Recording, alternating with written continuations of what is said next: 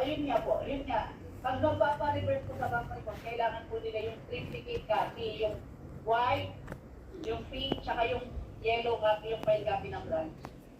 Kasi, pag kunyari sa meeting dati, hindi nga siya. Yun nga yung sinasabi ni Sir, na napadala na sa warehouse. Hinahanap kasi nila yung pink copy. Kasi nga yung pink copy nga po, pinapadala sa warehouse. So, diba? Pero dapat naka-DMS din siya. Nakasama siya sa DMS na naka-cancel yung pink copy. Pag DMS naman siya, nadala siya sa system. So, wala lang titignan. Pero ako naman, hindi kasama sa DMS, tapos dinideclare mo ngayon ng cancel. Tapos sinasabi, hindi ka ba yun? Kaya, once na ngayon, halimbawa darating, dumating ng time na nagkakap na kayo, lahat ng interaction ng branch dadaan sa inyo. Matanungin ko kayo, tama ba ito o hindi? Dahil pa o hindi ka, ako special sa tumagamit naman ko PR, sinaisama ko dyan. Ito kasi hindi yung mga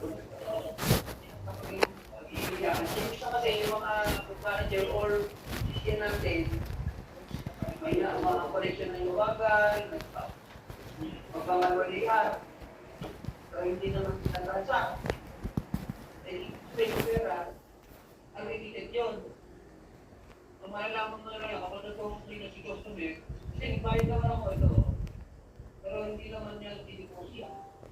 Hindi transacted, sir.